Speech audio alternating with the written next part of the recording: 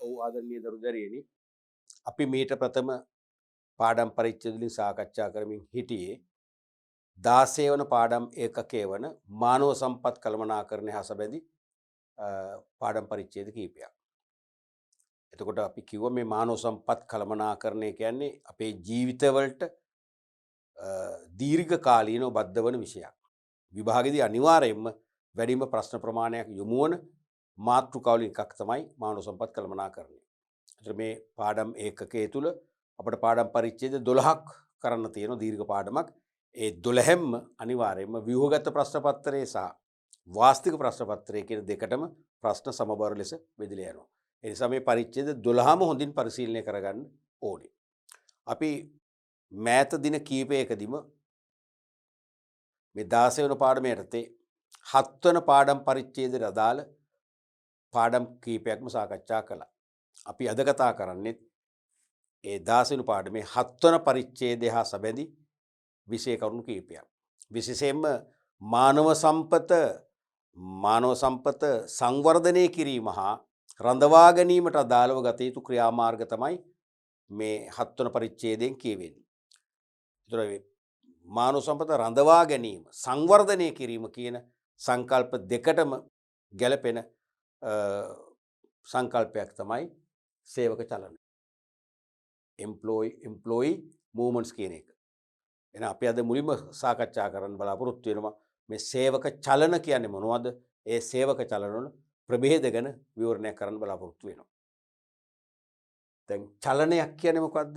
වෙනස් වීමක්නේ. චලනය වෙනවා කියන්නේ වෙනස් වීමක් නේ. වගේ සේවාදායකින්ගේ සේවා නියුක්තිය ඇති කරන විවිධ වෙනස්කම් සේවක චලන ලෙස හැඳින්වෙනවා.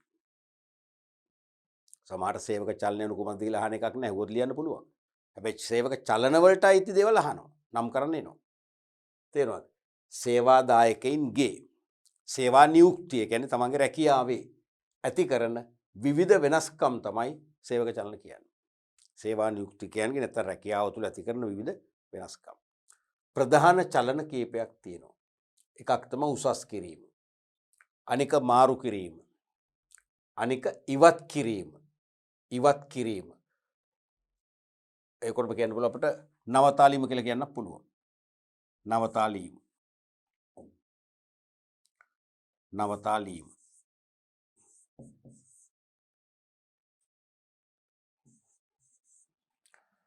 සේවය අවසන් කිරීම. තනතුරු පහත හෙලීම. සේවයෙන් පහ කිරීම. වර්ග 6ක් තියෙනවා. මේ සියල්ලම සේවක චලන. ඒ කියන්නේ කිසියම් ශ්‍රමිකයෙක්ගේ රැකියාවේදී ඇතිවන වෙනස් වීම තමයි මේ. තේරුණාද? මේන් වැඩිපුරම 90%ක්ම අහන්නේ උසස් කිරීම සහ මාරු කිරීම. මේවදී 10%ක් තමයි බරතබන්න තියෙන්නේ. නමුත් අහන්නේ නෑ නොවේ. අහනවා. සමහරට වාස්තික පේපර් එකේ පළවෙනි ප්‍රශ්න පත්‍රයේ හිස්තැන් පුරවන ප්‍රශ්නයක අපි හිතමු 35 වන ප්‍රශ්නේ අයන්න. මොකද ප්‍රශ්න 30ක් බහුවර්ණනේ. ඒ 31යි 44 ප්‍රශ්න 10 නෙන්නේ 35 වන ප්‍රශ්නේ අයන්න. ආයන්න මේ එකක් අහන්න පුළුවන්. ඒ නිසා අපි මේවත් ඔළුවේ තියාගන්න මූලිකම දෙක මේ දෙකයි. මේ දෙක තමයි දෙවන ප්‍රශ්න පත්‍රයේ පළවෙනි ප්‍රශ්න පත්‍රයේ වැඩිපුර දෝලණය වෙන්නේ. මොනවද? උසස් කිරීම සහ මාරු කිරීම. අපි මුලින්ම බලමු උසස් කිරීම. ප්‍රොමෝෂන් කියන එක. උසස් කිරීම ප්‍රොමෝෂන්. කාර්ය බලතල වැඩි කිරීම, වරප්‍රසාද වැඩි කිරීම, වැටුප් වැඩි කිරීම, තනතුරු ඉහළ දැමීම ආදී ක්‍රියාවන් තුළින් රැකියාවේ තත්ත්වය ඉහළ දැමීමයි. ඔක තමයි උසස් කිරීමක් කියන්නේ. සමහරට අපි හිතනවා සාමාන්‍ය ජන ජීවිතයේදී උසස් වීමක් කියන්නේ තනතුරෙන් ඉහළ තනතුරකට යන්න ඕන කියලා. සහකාර ගණකාධිකාරී තනතුරට. ගණකාධිකාරී තනතුර ඉඳලා ප්‍රධාන ගණකාධිකාරී තනතුරට. ඒ වගේ තේරෙනවද? අපි හිතමු තාක්ෂණික ශිල්පියා ෆෝමන් වෙනවා. වැඩමූලික වෙනවා. වැඩමූලික සහකාර ඉංජිනේරුවරයෙක් වෙනවා. Assistant engineer. ඊට පස්සේ ඉංජිනේර වෙනවා. ඊට පස්සේ චීෆ් ඉංජිනේර වෙනවා. ඒක අපි දන්නවා උසස් වීම කියලා. නමුත් ඒකම වෙන්න ඕනේ නැහැ. තේරෙනවද? බලන්න අර්ථකථනය නැවත. කාර්ය බලතල වැඩි කිරීම. සමහරට තනතුරේ වෙනසක් නැහැ. තනතුර අපි තුමු ඉංජිනේරුවමයි ඉංජිනේරුවමයි.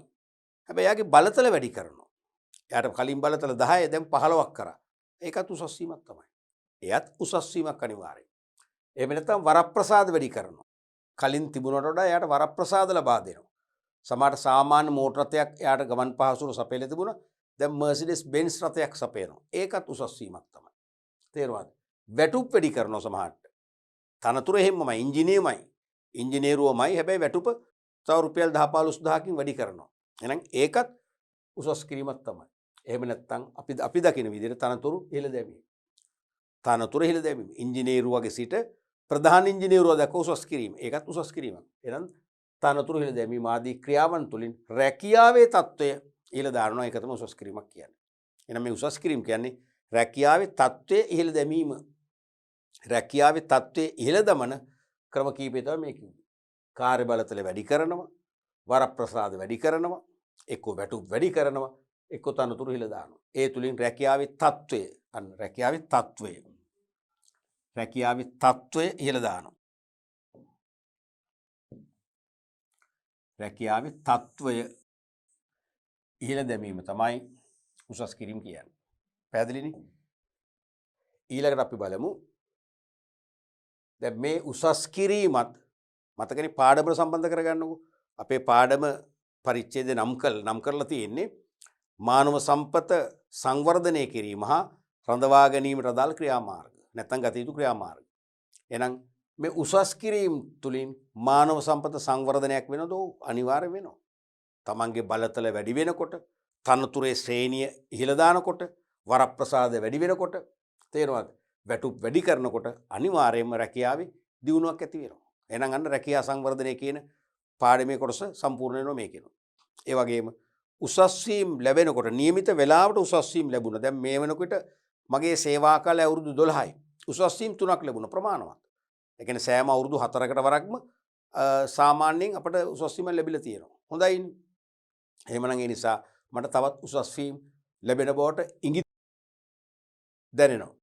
මට දැනෙනවා තව උසස් වීම කීප මගේ තව සේවා කාලය අවුරුදු 15ක් විතර තියෙනවා. තවත් උසස් වීම ලබන්න පුළුවන්. මම අලුත් රැකියාවකට ගියොත් මට ඒ තත්ත්වෙ නැති වෙනවා. ඒ නිසා මම මේ ආයතනේ දිගටම ඉන්න තීරණය කරනවා. අන්න එහෙනම් රඳවා ගැනීම කියන එකත් හරිනේ. සංවර්ධනය හා යෝග්‍ය සේවයෙන් රඳවා ගැනීම කියන ඉලක්කයත් ළඟා වෙනවා. උසස් වීම. තේරෙනවනේ? ඒ වගේ පාඩමකට සම්බන්ධ කරලා බලන්න. උසස් කිරීමේදී සලකන ප්‍රධාන සාධක. උසස් කිරීමේදී ප්‍රධාන සාධක කීපයක් සලකලා බලනවා. එකක් තමයි සීනියොරිටි. ප්‍රධානම සාධකයක් තමයි ඕක. මොකද්ද? ජ්‍යෙෂ්ඨත්වය.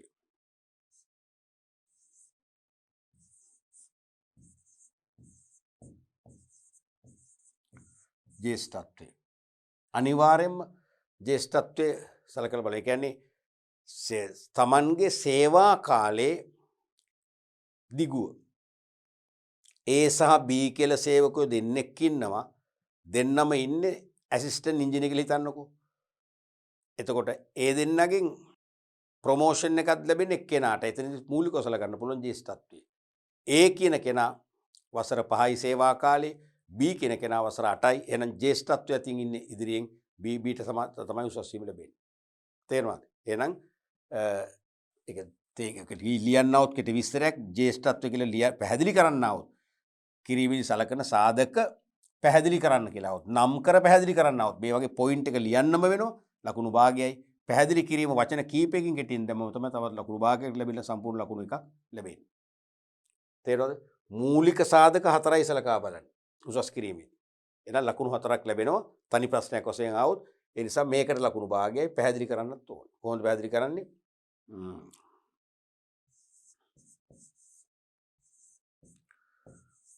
සේවා කාලේ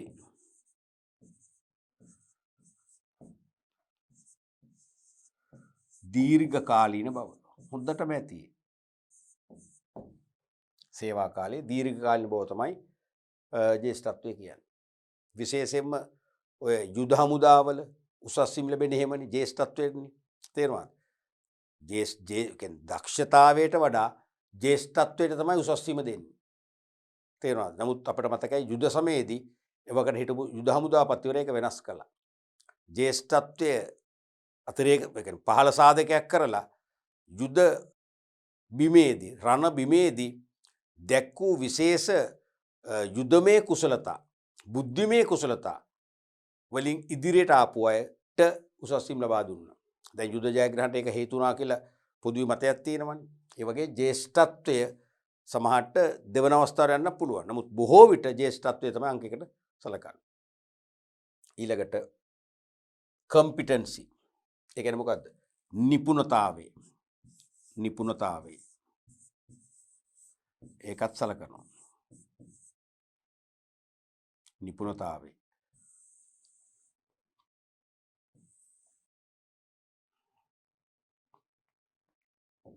මොකද්ද මේ කියන්නේ?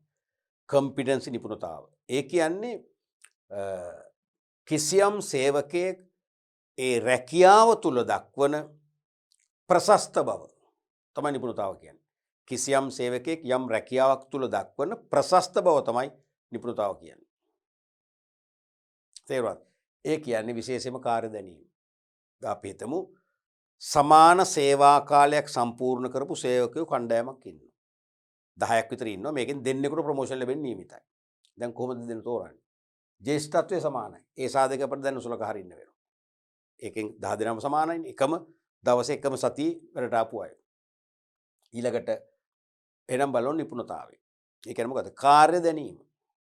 මොකද මේ 10 දෙනාටම සමාන කාර්ය දැනීමක් නැහැ. 10 දෙනාගෙන් දෙන්නෙක් 3 දෙනෙක් ඉන්නවා ඉහළම කාර්ය දැනීමක් තියෙනවා. ඒගොල්ලන්ට ඕනෑම අංශයකින් වැඩ කරන්න පුළුවන්. දැන් අපි මේ වැඩ කරන ආයතනයේ පවා සමහර සේවකයන් ඉන්නවා ඕනෑම කාර්යයක්. අපි කියන්නේ ඕල් රවුන්ඩර්ස්ලා කියලා ඕනෑම කාර්යයක් සම්බන්ධයෙන් දක්ෂතාවයක් තියෙන ඕනම කාර්යයක් කරන්න පුළුවන්.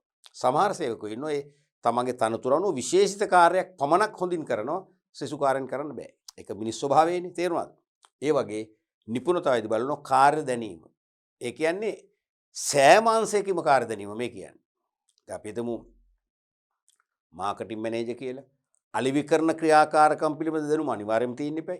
ඊට අමතරව අපි හිතමු මූල්‍ය කළමනාකරණය පිළිබඳ අවබෝධයක්, අයවැයකරණය පිළිබඳ අවබෝධයක්, විගණනය පිළිබඳ අවබෝධයක්, මානව සම්පත් කළමනාකරණය පිළිබඳ අවබෝධයක් තියෙනවා නම් අන්න කාර්ය දැනීම පුළුල්. ඒක තමයි මෙතන නිපුණතාවය කියන්නේ. රැකියාවට අවශ්‍ය දැනුම පමණක්ම නොවේ. ඊට අනුබද්ධ තවත් දැනුම් සම්භාරයක් තියෙනවා නම් අපි තීරණය කරනවා නම් එයාගේ නිපුණතාවයක් තියෙනවා. ප්‍රධාන මේක මේ නිපුණතාවය. ඊට අමතරව සේවයට හොඳින් වාර්තා කිරීම.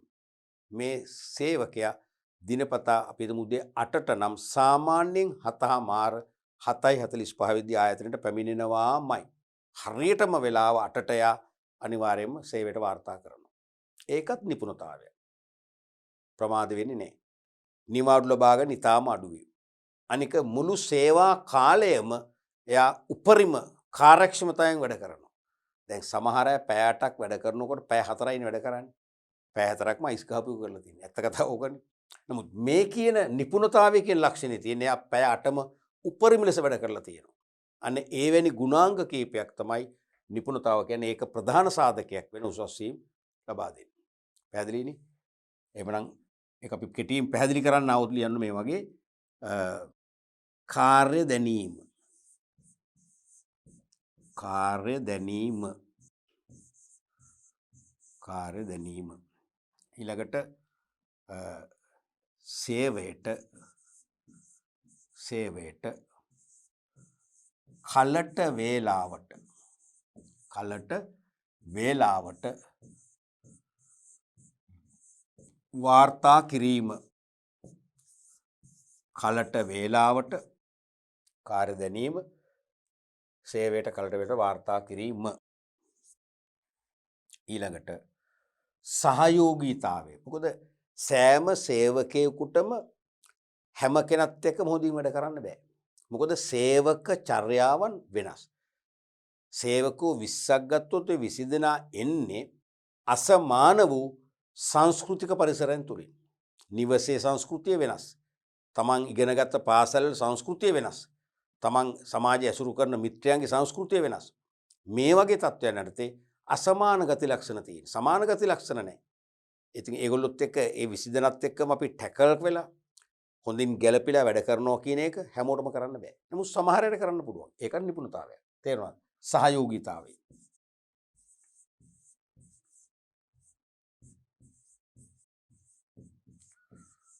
සහයෝගීතාවය. ඊළඟට ඉදිරිපත් වීමේ හැකියාව. සමහරට විශේෂිත අවස්ථාවක පෙරමුණ ගන්න කිව්වොත් සමහර ඉදිරිපත් වෙන්නේ නැඹරෙනවනේ. සමහරට අමුත්තෙක් පිළිගන්න කිව්වොත් ආයතනෙ ගිහිල්ලා පිළිගන්නේ නැහැ. ටෙලිෆෝන් කෝල් එකක් එනවා විදේශ රටක ව්‍යාපාරිකයෙක්ගෙන් ආන්සර් කරන්න කිව්වොත් ඇඹරෙනවා. සමහරට භාෂාව පුළුවන්. ඒත් නිකන් පොඩි නුහුරු නුපුරුදු බවක් දක්වනවා. සමහර අය ඉන්නවා බොහොම අපූර්වට ගිහිල්ලා ඒවට ඉදිරිපත් වෙනවා. ඒකත් එහෙනම් නිපුණතාවය තමයි. ඉදිරිපත් වීමේ හැකියාව. ඉදිරිපත් වීමේ හැකියාව. මේවත් බලන්න ඕනේ. මොකද ප්‍රොමෝෂන් එකක් දෙනකොට මෙයාට ඉදිරිපත් වීමේ හැකියාවක් තියෙනවා. මෙයා දැන් නායකයෙක් වෙනෝනේ. ඉදිරිපත් වෙන්න වෙනවා. ඉදිරිපත් වීමේ හැකියාව. ආදී ගුණාංගයන්ය. ආදී ගුණාංගයන්ය. ඔන්න ඕක සැලකිල්ලට ගන්න ඕනේ. ඊළඟට ස්පෙෂල් ස්කිල්ස්. මේ නිපුණතාවයට අමතරව තව විශේෂ දක්ෂතා නැත්නම් විශේෂ කුසලතා.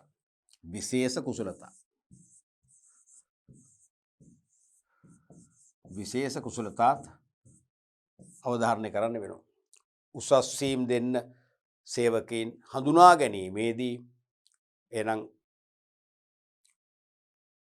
ජේෂ්ඨත්වය, නිපුණතාවය, ඒ වගේම විශේෂ කුසලතා ගැනත් අවධානය යොමු කරනවා. සමහරට මේ සේවකයන් අතුරින් ඇතැම් සේවකයෝ ඉන්නවා භාෂා කීපයක් හසුරවන්න පුළුවන්. ප්‍රධානම විශේෂ කුසලතාවයක් ඒක.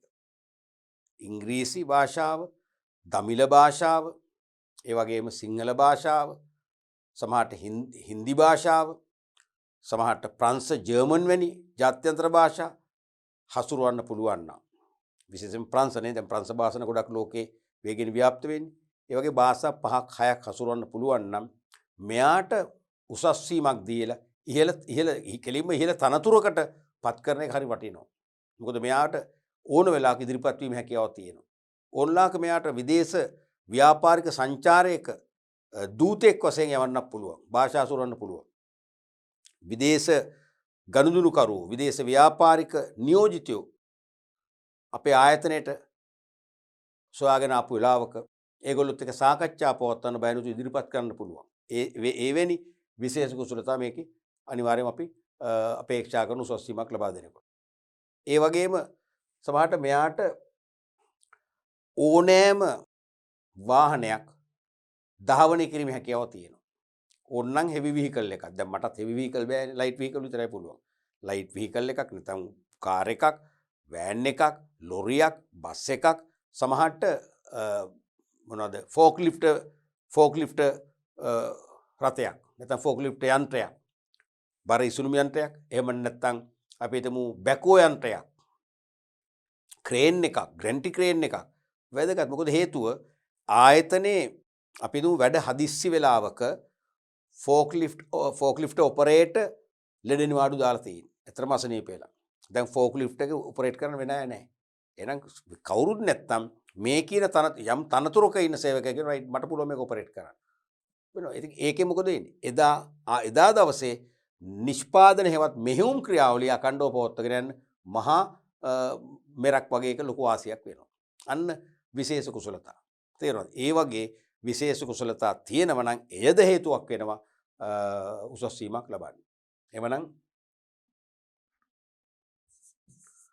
භාෂා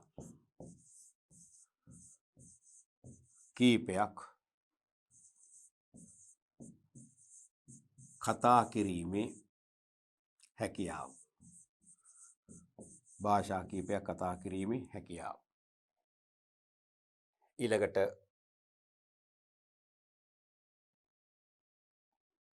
විවිධ වර්ගයේ රථවාහන ධාවන හැකියාව.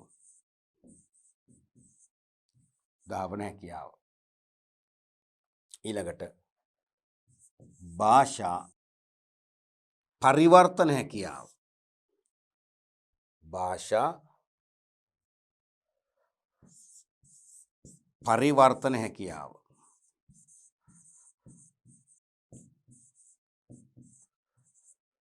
ට්‍රාන්ස්ලේටබිලිටි එක දැන් සමහර විට භාෂාව කතා කරන්න පුළුවන්. තේරුම් ගන්නත් පුළුවන්. පරිවර්තනය කරන්න බෑ.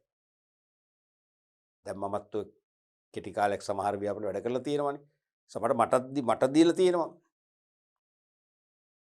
සමහර ඉංග්‍රීසි දැන්වීම කියන්නේ ඉංග්‍රීසියෙන් කරන නෝටිස් එකක් සේවකයන්ට ට්‍රාන්ස්ලේට් කරන්න. මමත් ට්‍රාන්ස්ලේට් කරලා දැන්වීම පිටු දාලා තියෙනවා. නමුත් ඒකට හිටියා යම් කෙනෙක් එයා හරි දක්ෂයි. ඒ කියන්නේ නියමට ඒකට අපි ගොඩක් වෙලාට ඒ ඉංග්‍රීසි දේ ඒ විදිහටම ට්‍රාන්ස්ලේට් කරලා ගන්නවා. අර ඒ ඉංග්‍රීසි දේ සිංහල ආරයට ට්‍රාන්ස්ලේට් කරනවා. මම කියන එක තේරෙනවද? ඒ නියම විදිහට සිංහල වචන දානවා. ඒකට අති දක්ෂයි. බොහෝ වෙලාට එයාට අපි දන්නවා අපිට තරම්වත් ඉංග්‍රීසි නොලෙජ් එකක් නැහැ. නමුත් එයා පරිවර්තනයට දක්ෂයි. ඒකත් එතකොට විශේෂ කුසලතාව වෙනවා. තේරුණාද? ඊට අමතරව අපි හිතමු ගැටලු නිරාකරණය කිරීම. දැන් සමහරට මානව සම්පත් කළමනාකරුටත් වඩා හොඳින් සමහරට සේවක ගැටුම් තේරුණාද? පර්සනල් කොන්ෆ්ලික්ට්ස් නිරාකරණය කරන්න අපූර්ව දක්ෂතාවයක් තියෙනවා සමහර සේවකයින්. ඒකත් ප්‍රධාන හේතුවක් උසස් වීමකට. මොකද එවැනි කෙනෙක් ඉහළ තනතුරකට යන එක හොඳයි. මොකද එයාට තියෙන ලොකු ගෞරවයක්.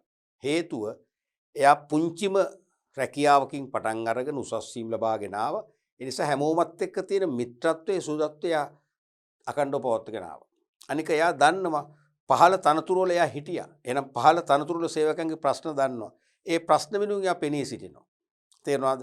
අනික එයා හරිම සාධාරණයි. අපක්ෂපාතී. එයාට ಜಾති, කුල, ආගම්, වර්ණ ભેද ප්‍රශ්නයක් නැහැ. මේගොල්ලෝ මුස්ලිම් ජාතිකයෝ, මේගොල්ලෝ සිංහල ජාතිකයෝ, මේගොල්ලෝ දමිළ අය එහෙම කොන් කරන්නේ නැහැ. මේගොල්ලෝ කතෝලිකයෝ, මේගොල්ලෝ හින්දු භක්තිකයෝ එහෙම කොන් කිරිල්ලක් නැහැ. කවුරුත් එකයි හැම දිනාටම ගෞරවයක් තියෙනවා. මෙයා ගොඩක් වෙලාවට තමන්ගේ එක්ක වැඩ කරන සේවකයන් අපි තුමු කතෝලික මිත්‍රයන්ගේ අපි තුමු පල්ලියේ මංගලට මෙයා ගිහලා කැප වෙලා වැඩ කරනවා.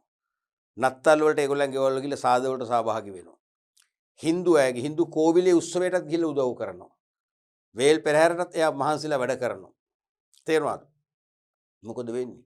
හැමෝගෙම සහයෝගය ලැබෙනවනේ. අන්න එහෙනම් එයාට පුළුවන්, එයා දන්නවා සේවකයන් අතර ගැටුම් ඇතුණා මේ සේවකයන් දෙපැත්තම හොඳට කූල් ඩවුන් කරලා ඉක්මනින්ම ගැටලු සමතයකටපත් කරන්න පුළුවන්. අන්න ඒකත් විශේෂ දක්ෂතාවයක්. තේරුණාද? එහෙනම් ගැටලු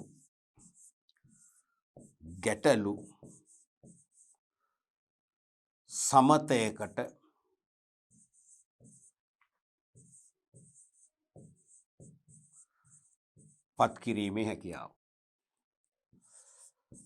පත් කිරීමේ හැකියාව ආදී දක්ෂතා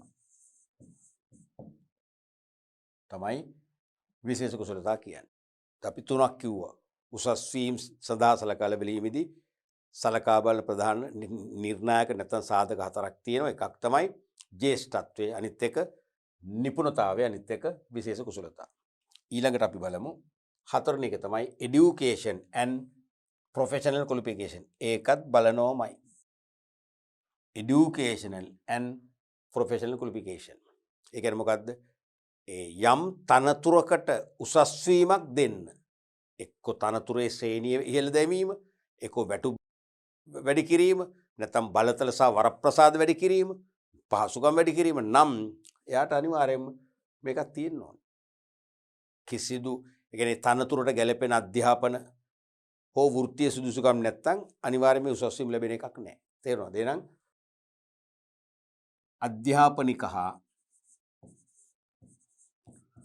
අධ්‍යාපනික හා ප්‍රොෆෙෂනල්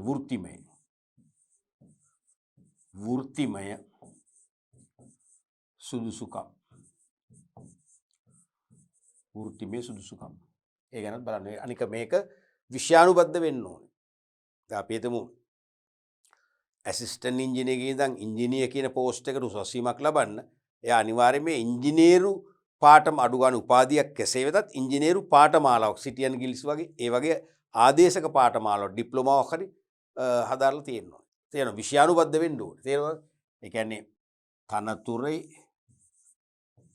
තනතුරට අදාළ හෙවත් හෙවත් විෂයානුබද්ධ විය යුතුයි. විෂයානුබද්ධ විය යුතුයි. අධ්‍යාපන හා වෘත්තීය සුදුසුකම් තනතුරට අදාළ හෙවත් විෂයානුබද්ධ වෙන්නත් ඕන. මෙන්න මේ සාධක හතර සලකලා තමයි උසස් වීම දෙන්න තීරණය කරන්නේ. පැහැදිලිනේ? right. ඊළඟට උසස් කිරීමේ ප්‍රතිපත්ති. උසස් කිරීමේදී ව්‍යාපාර විසින් අනුගමනය කරන දර්ශනයන් තියෙනවා. නැත්තම් ප්‍රතිපත්ති තියෙනවා. තේරුණාද? ඒ ප්‍රතිපත්තියක් කියන්නේ අපි යම්කිසි දර්ශනයක්නේ.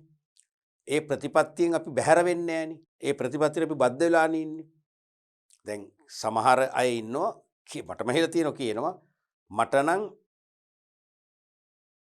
අනුන්ගේ පර්ස් එකක් වටිනා හෑන්ඩ් ෆෝන් එකක් අතරමඟදී හම්බුනොත් ඒක මං ගන්නවා. ඒක මට අයිතියි. මොකද එයාට අමතක වෙච්ච දෙයක් නේ. මං නොගත්තත් කවුරු හරි ගන්නවනේ. ඒක මං ආපහු එයා හොයලා දෙන්නේ නැහැ. ඒක මගේ. එයාගේ ප්‍රතිපත්තිය. සමහරට මම කියන්නේ ඕක නෙවෙයිනේ. මට අනුන්ගේ දෙයක් නම් එපා. මං කොහොම හරි ඒ අනුන්ගේ දේ කොහොම හරි ක්‍රමයකින් හොයාගෙන දෙන්න බලනවා. දැන් හොයාගන්න බැරි වුණොත් මාස කීපයක් බලන් ඉඳලා කිසිම කන්ටැක්ට් එකක් නැත්නම් ඒ ෆෝන් එක ඒ පර්ස් එක අගනා වටිනා අහිංසක කෙනෙක් ඉන්න පුළුවන්. මම එයාට පරිත්‍යාග කරනවා. මට නම් එපා. ප්‍රතිපත්ති දෙකක්. තේරෙනවද? මේ ප්‍රතිපත්ති කියන එක ඒ කියන්නේ දිගු කාලීන මතනේ. එතකොට උසස් කිරීමේ ප්‍රතිපත්ති තියෙනවා. එකක් තමයි moral development. moral development. ඒ කියන්නේ මොකද්ද?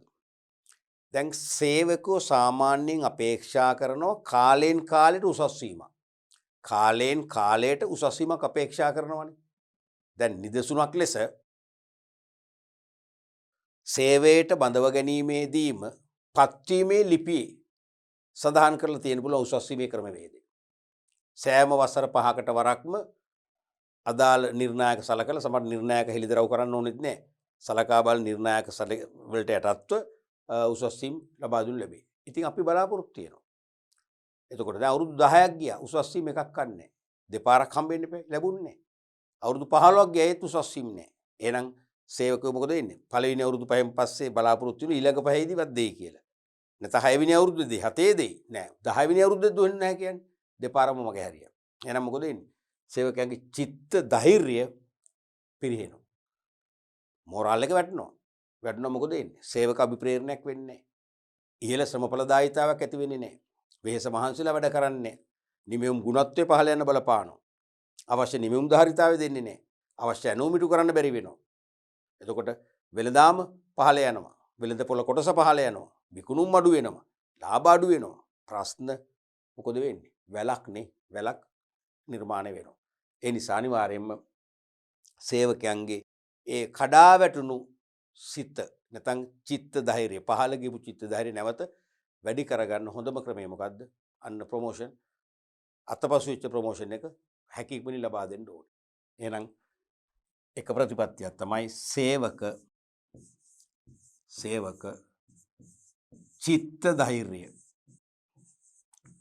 චිත්ත ධෛර්යය වර්ධනය කිරීම.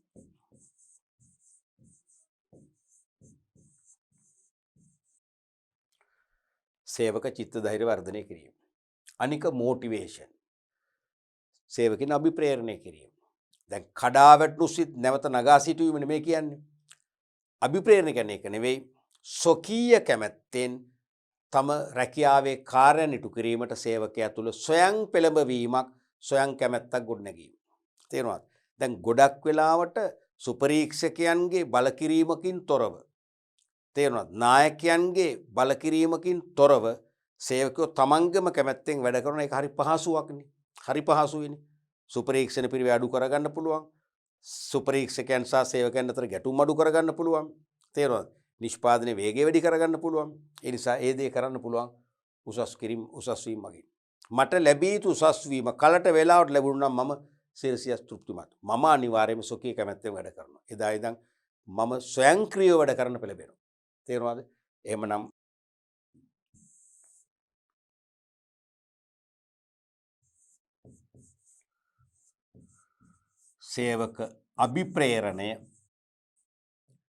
සේවක අභිප්‍රේරණය ඉහළ දැමීම. තව ප්‍රතිපත්තියක්. සේවක අභිප්‍රේරණය ඉහළ දැමීම. ඊළඟට තුන්වන ප්‍රතිපත්තිය තමයි සැටිස්ෆැක්ෂන්. සේවකයන්ට තෘප්තිය අවශ්‍යයි. ඕනෑම රැකියාවක යෙදෙන, ඕනෑම තනතුරක යෙදෙන, උසස් තනතුරක් වේවා පහළ තනතුරක් වේවා, ඕනෑම තනතුරක නියැලෙන සේවකයන්ට තම රැකියාව කිරීම තුළින් මානසික වින්දනයේ සතුට අවශ්‍යයි. ඒ සතුට නැත්තම් යාට ඒ රැකියාව දිගු කාලේ රැඳෙන්න හිතෙන්නේ නැහැ. එයා සමහරට ඊළඟට වඩා සතුටුදායක රැකියාවක් ලැබුණු වහාම එයා ආයතන හැර යනවා. එහෙනම් අන්න දක්ෂ සේවකයෙක් කියන්නේ අන්න අර මානව සම්පත සංවර්ධනය හා රඳවා ගැනීම කියන කන්සෙප්ට් එක මොකද වෙන්නේ? විනාශ වෙලා යනවා. එහෙනම් රඳවා ගන්න බැරි වෙනවා. රඳවා ගන්න නම් අනිවාර්යයෙන්ම කලට වෙලාවට උසස් වීම දීලා සේවකයා තෘප්තිමත් කරන්න ඕනේ. ජොබ් සැටිස්ෆැක්ෂන් එක ලබා දෙන්න ඕනේ. ඒ රැකියා තෘප්තිමත් භාවය සැලසීම තුළ ඒ සේවකයා රඳවා ගැනීම කියන ඉලක්කය සපුරා ගන්න පුළුවන්කම ලැබෙනවා. පැහැදිලිද? එhmenan රැකියා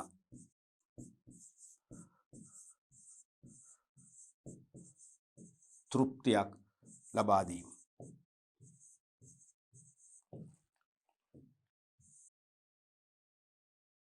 ඊළඟට ප්‍රොඩක්ටිවිටි.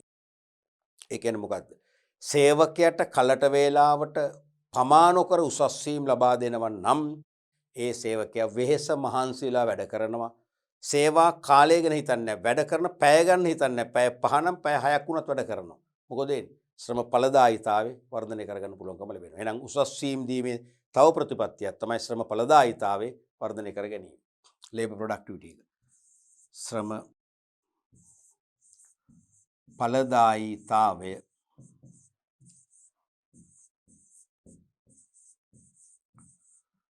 වර්ධනය කර ගැනීම.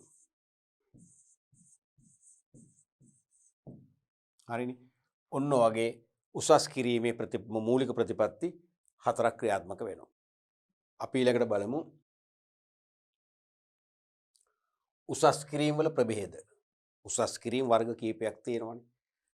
එකක් තමයි ෆෝමල් ප්‍රොමෝෂන්. ඒ කියන්නේ විධිමත් උසස් කිරීම. ක්‍රමවත් උසස් කිරීම නැත්නම් විධිමත් උසස් කිරීම. විධිමත් උසස් කිරීම.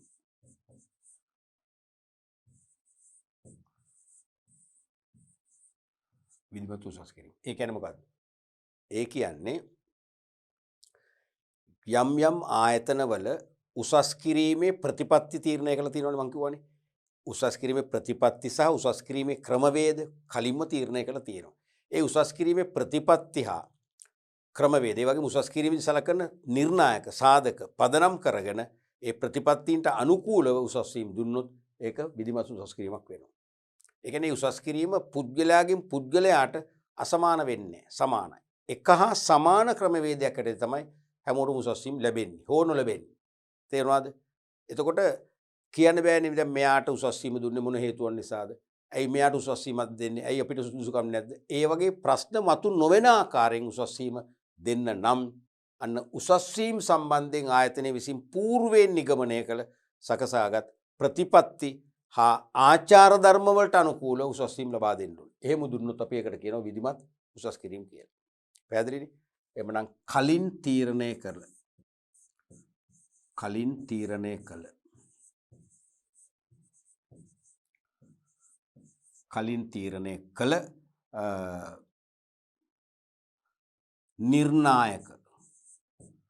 නිර්ණායක සාධක නිර්ණායක හා උසස් කිරීමේ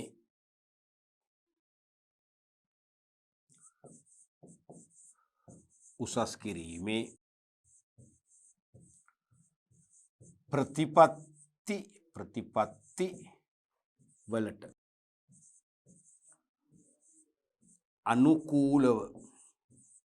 අනුකූලව ලබා දෙන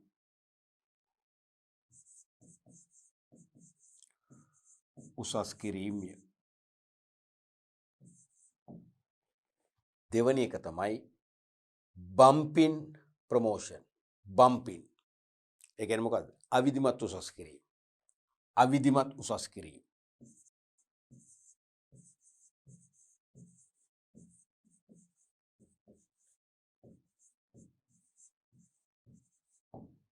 අවිධිමත් උසස් කිරීම.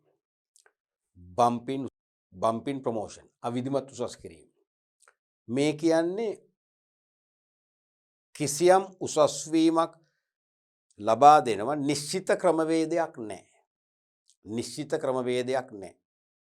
ඒ කියන්නේ උසස් කිරීමේ ප්‍රතිපත්ති වලට එකඟ නැහැ. උසස් කිරීමේ ප්‍රතිපත්ති නොසලකා.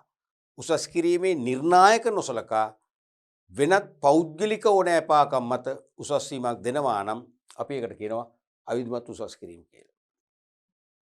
තේරුණාද? අවිධිමත් උසස් කිරීම කියලා. දැන් නිදසුනක් ලෙස ආයතනයක ජ්‍යෙෂ්ඨ සේවකයෙක් ඉන්නවා. එයාගේ නිපුණතාවය ඉතා ඉහළයි. කාර්ය දැනීම, සහයෝගීතාවය, තේරුණාද? කැපවෙලා වැඩ කිරීම, කලට වේලාවට වැඩට පැමිණීම. ඉතින් එයා කෙලින්ම පර්ෆෙක්ට්.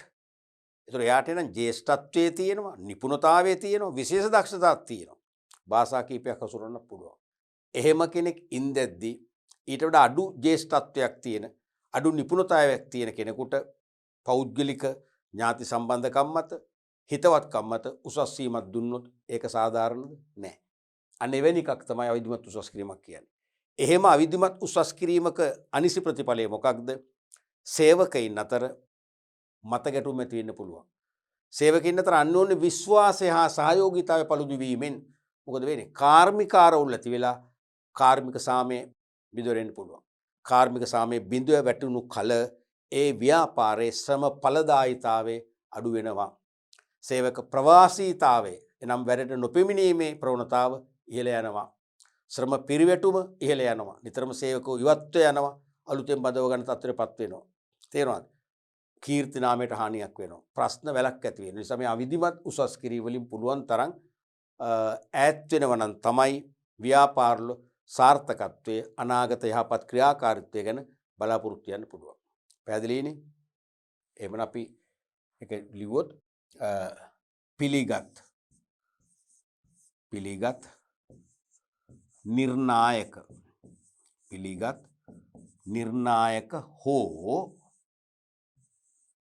හෝ ප්‍රතිපත්ති නොසලකා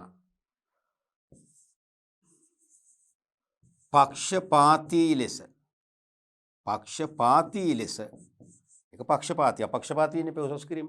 මේක පක්ෂපාතී පාසල් ප්‍රොමෝෂන් එකක්. එතකොට පක්ෂපාතී ලෙස සිදු කරන උසස් කිරීමය.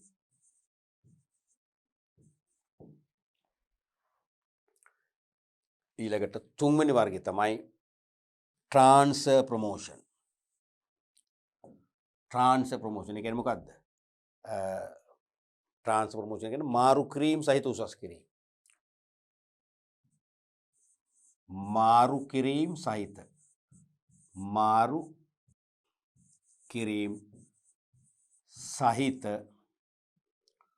උසස් වීම නැත්නම් උසස් කිරීම. මාරු කිරීම සහිත උසස් කිරීම. මේ කියන්නේ මොකද්ද? මේ කියන්නේ දැන් සමහර විට සමහර අයට උසස් වීමක් දෙනවා. තමන් සේවයේ නියුතු රැකියා ස්ථානයෙන් වෙනත් ටිකක් ඈත එක්ක දුෂ්කර ස්ථානයක රැකියාවට ගියොත් තමයි උසස් වීම ලැබෙන්නේ. නැත්නම් නෑ. දැන් මම පාසල් කාලේ ඉඳන්ම ඇසුරු කරපු අපේ ගමේ මිත්‍රයෙක් හිටියා. එයා රාජ්‍ය සංස්ථාවක අපේ ගම්පලාතේම අපේ නගරේම සංස්ථාවක සහකාර කළමනාකරුවෙක් වශයෙන් වැඩ කළා. අවුරුදු ගාණක් වැඩ කළා. රාජ්‍යාංශනේදී ලොකු වටුප් ගෙවන්නේ නැහැ. එතකොට මෙයා කලකට පස්සේ මට හම්බුන්නේ නැහැ. අවුරුද්දක් හමාරක් විතර මට ගමේ ගියාමත් හම්බුන්නේ නැහැ. හම්බ වෙනවා. කොහෙද හම්බෙන්නේ? කොළඹදී. කෝ එයා දැක්කේ නැහැනේ ගමේදී වෙනද හම්බුන්නේ නෑ. මම දැන් වැඩ කරන්න ගිහලා තියක් කිව්වා අපි තුමු ඈත නගරයක් කිව්වා. වවුනියාව කියන්නකෝ. වවුනියාව කිව්වා. මම දැන් වවුනියාව බ්‍රාන්ච් එකේ වැඩ කරන්නේ. මං කො මොන නස්පැත්තියක් දප්පේ මොනවද යද්දී කියලා දැන් මම බොහොම කනගාටුයි. දැන් මට හරි මොකද්ද දැන් මම බැලුවේ මගේ මිත්‍රයා ලොකු කරදරයක වැටලුවා වගේ මට තේරෙන්නේ.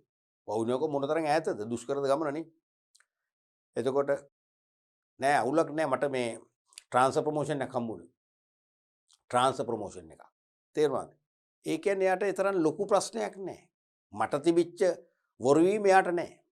තේරුණාද? මොකද එයා බැලුවේ එයාට දුෂ්කර තමයි දුෂ්කර වුණත් එයාට ප්‍රොමෝෂන් එක හම්බ වුණා. එයා වවුනියා බ්‍රාන්ච් එකේ මැනේජර්. කළමනාකරු. තේරුණාද? අන්න ඒ වගේ දැන් සමහරට දුෂ්කර ප්‍රදේශයකට සේවකයෙක් යවන්න අපහසු නම් හොඳම ක්‍රමය තමයි ප්‍රොමෝෂන් එකක් එක යවන එක. දැන් මම දන්න තව මම නම කියන්න ලේඩි කෙනෙක් ඉන්නවා අපි දන්න හිතවත් ලේඩි කෙනෙක්. එයා හිටියේ මේ කොළඹට ආසන්න නගරයක. කොළඹට ආසන්න නගර දන්නවනේ. කොළඹට ආසන්න නගරයක බැංකුවක විධායක නිලධාරිනියක් විසින් හිටියේ. මැනේජර් හෝ ඇසිස්ටන්ට් මැනේජර් නෙවෙයි. නමුත් ඇයට හම්බුණා වගේ මට මතක නැහැ වවුනියා වගේ ඈත පළාතක බ්‍රාන්ච් මැනේජර්. එයාගේ ස්වාම පුරුෂයත් යන්න ඉඩ දුන්නා. මොකද ඒ වටිනවා මොකද ඒ බ්‍රාන්ච් මැනේජර් උනම් පස්සේ ඊට පස්සේ එයා ට්‍රාන්ස්ෆර් එකක් අරගෙන ආයි ඩිමෝට් කරන්න අපහසුයිනේ. ට්‍රේනි පහල දාන්න බෑනේ. එයාට නැවත දෙන්නත් ඕනේ. කොහරි බ්‍රාන්ච් එක කළමනාකාරී තනතුරක්. එයාට ඊට පස්සේ අවුරුදු කීපයක් වැඩ කරලා ඒ වෙන ආසන්න බ්‍රාන්ච් එකකට හදාගන්න පුළුවන්. ඒ සදා යනවා. තේරෙනවද? ඒක තමයි මාරු කිරීම සහිත උසස් කිරීම කියන්නේ ඒකයි. ඒ වගේ සංකීර්ණ නැත්නම් දුෂ්කර ප්‍රදේශයකට යම් සේවකයෙක්ගේ සේවය ලබා ගන්න අවශ්‍ය නම් උපාය මාර්ගයක් වශයෙන් උසස් වීමක් සමග තමයි මාරු ලබා දෙන්නේ. එතකොට එයා මාරු කිරීම පිළිගන්නවා. නැත්නම් එයා සමහරට මාරු කිරීම අවලංගු කරගන්න බැරි නම් රැකියාවෙන් පොයවත් වෙන්න පුළුවන්. දැන් මේකෙන් වෙන්නේ මොකද? රැකියාවෙත් රැඳෙනවා. අන්න යෝග්‍ය සේවකයා රඳවා ගැනීම කියන අපේ මාතෘකාවට මේකත් එහෙනම් සම්බන්ධ වෙනවා. පැහැදිලිනේ? හරි. එතකොට අපි ගත්තොත් සාපේක්ෂව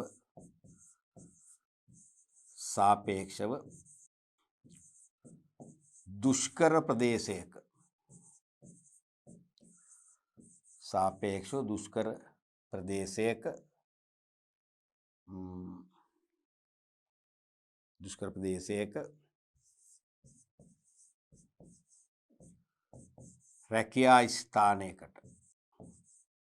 රැකියා ස්ථානයකට සේවය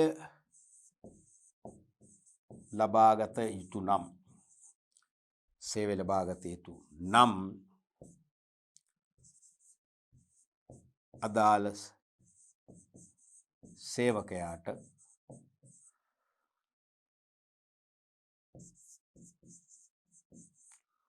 උසස් වීමක් සහිතව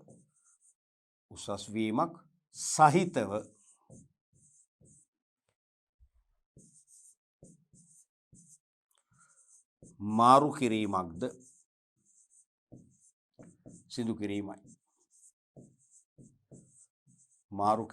සිදු කිරීමයි. ඕක තමයි ට්‍රාන්ස්ෆර් ප්‍රොමෝෂන් කියන්නේ. මාරු කිරීම සහිත උසස් කිරීම. Transfer promotion. පැහැදිලිනේ? අපි ඊළඟට බලමු.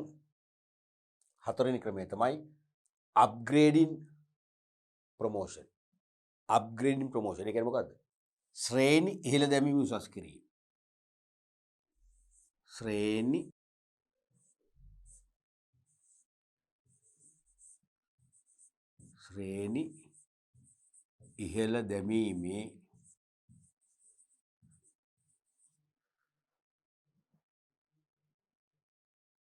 ඉහළ දැමීමේ උසස් කිරීම.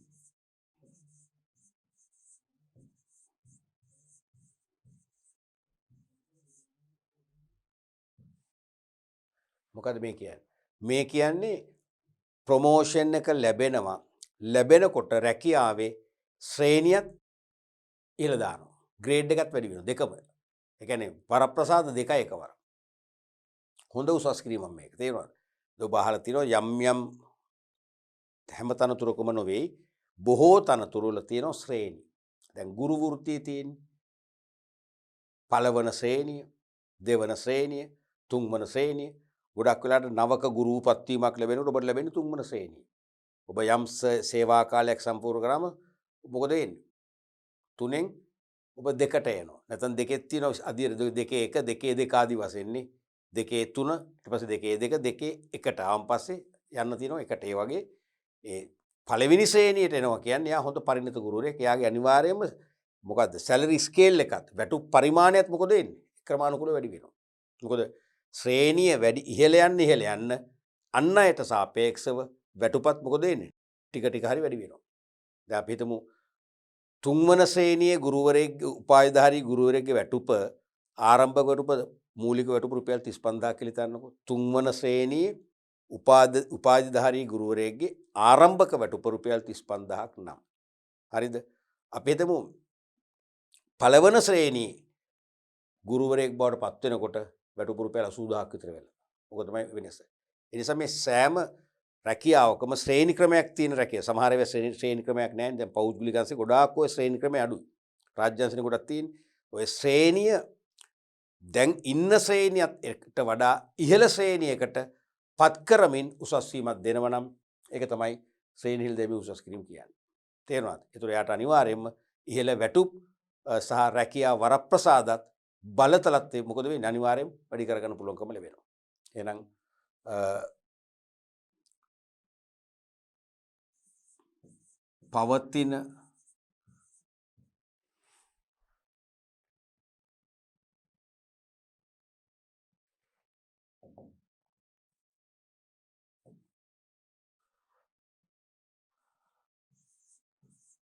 පවතින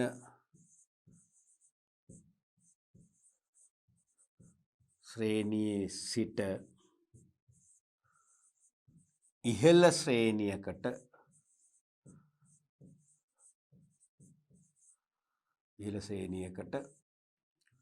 යොමු කරමින්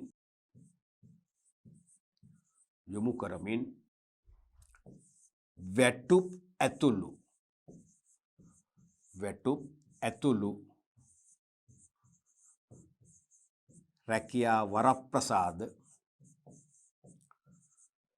ඇතුළු රැකියා වරප්‍රසාද ඉහළ දැමීමයි. වැටුප් ඇතුළු රැකියා වරප්‍රසාද ඉහළ දැමීමයි. ඊළඟ උසස් කිරීම වර්ගය තමයි kicking up promotion. මොකද්ද මේ කියන්නේ? මේ කියන්නේ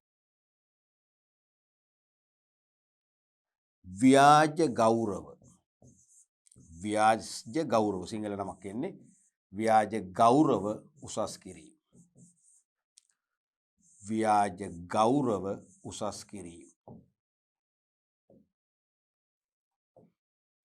kicking up promotion. මේ කියන්නේ කිසියම්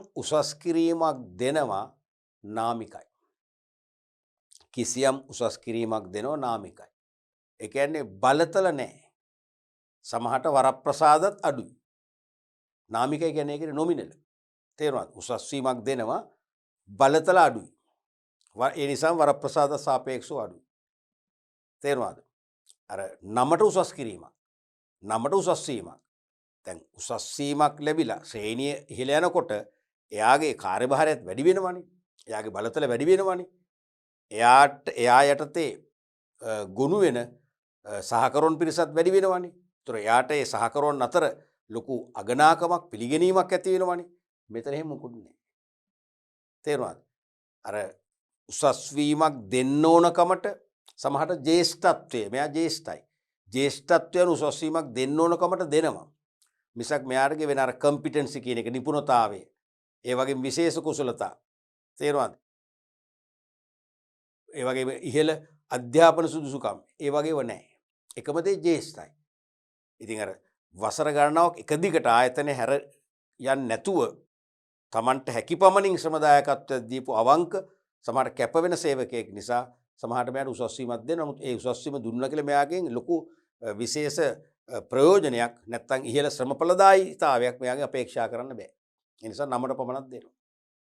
බලතල නැහැ. හොඳම උදාහරණය තමයි ලංකාවේ මීට පෙර ආණ්ඩු කීපයකට පෙර පැවති ආණ්ඩුවක රාජ්‍ය නායකයා එක්තරා හිටපු කතානායකවරයෙකුට දෙනවා. ඒ කියන්නේ එයා කතානායක ධුරෙන් ඉවත් වෙන්න සිදු වෙනවා. එයාට යම් සිදුවීමකට එයා අංක අවංක දේශපාලනඥයෙක් ගැන මම මේ කියන්නේ.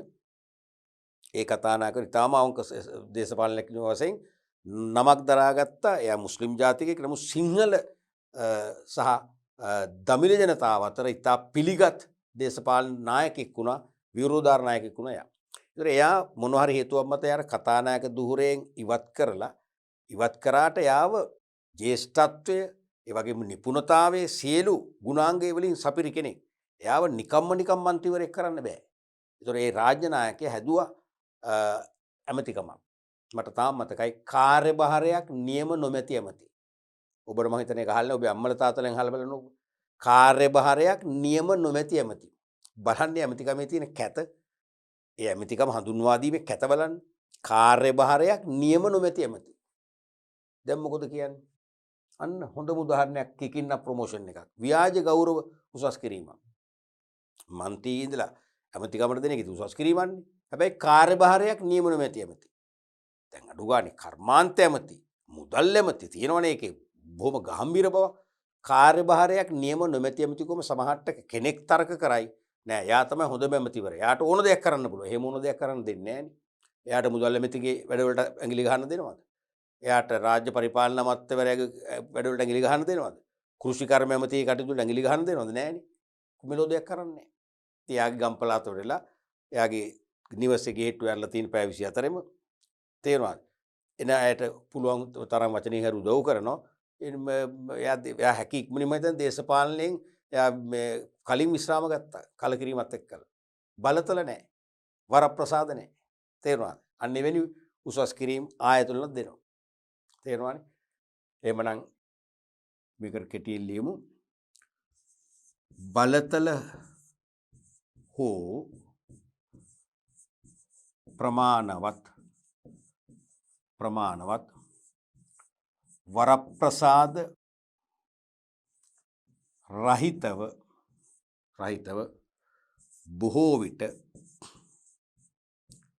බොහෝ විට නාමික ලෙස ලබා දෙන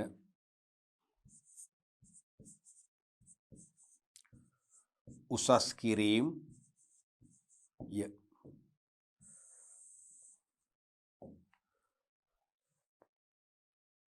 එනම්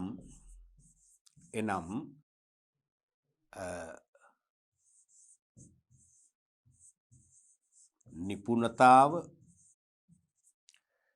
විශේෂ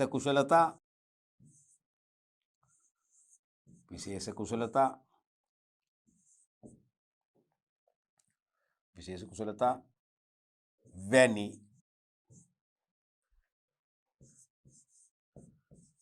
සාධක නොමැති වුවද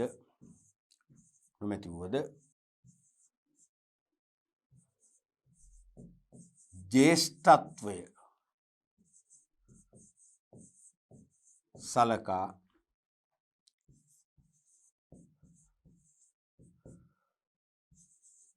බොහෝ විට මෙවැනි උසස් වීම්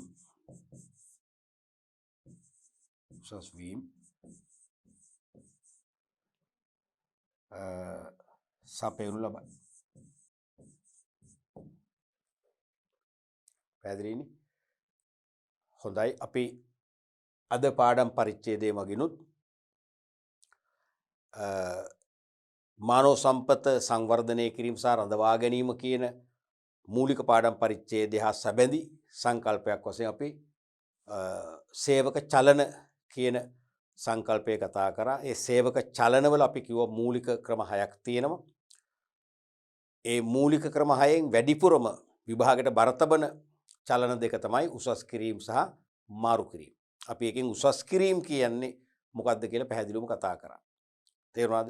ඒ වගේම පොදුවේ සේවක චලන හඳුන්වලා දුන්නා. මොකද විභාගයට අහනවා. ෆස්ට් පේපර් එකේ විශේෂයෙන්ම සේවක චලන අහනවා. සේවක චලනයක් කියන්නේ මොකක්ද කියලා ඇහුවොත් මොකක්ද තියෙන්නේ? කිසියම් රැකියාවක නැත්නම් කිසියම් තනතුරක සේවා නියුක්තියේ ඇති කරන ඕනෑම වෙනස් කිරීමක් තමයි චලනයක් කියලා කිව්වේ. ඒක උසස් කිරීමෙනුත් චලනයක් වෙනවා. මාරු කිරීමෙන් චලනයක් වෙනවා. ඉවත් කිරීමෙන් චලනයක් වෙනවා. සේවය අවසන් කිරීමේදී චලනයක් වෙනවා. සේවයෙන් නවතාලීමේදී චලනයක් වෙනවා. තේරුණාද? එතකොට අපි ඊළඟ පාඩම් පරිච්ඡේදයෙන් කතා කරන්න නියමිතයි ඉතුරු සේවක චලනයන් කීපයක් තව තියෙනවා. විශේෂයෙන්ම මාරු කිරීම ඇතුළු සේවක චලනයන්. ඒ නිසා අනිවාර්යයෙන්ම ඊළඟ පාඩම් පරිච්ඡේදات ඔබ පරිශීලනය කරන්න. දිගටම මේ පාඩම් මාලාව ඔබ ස්පර්ශ කරන්න.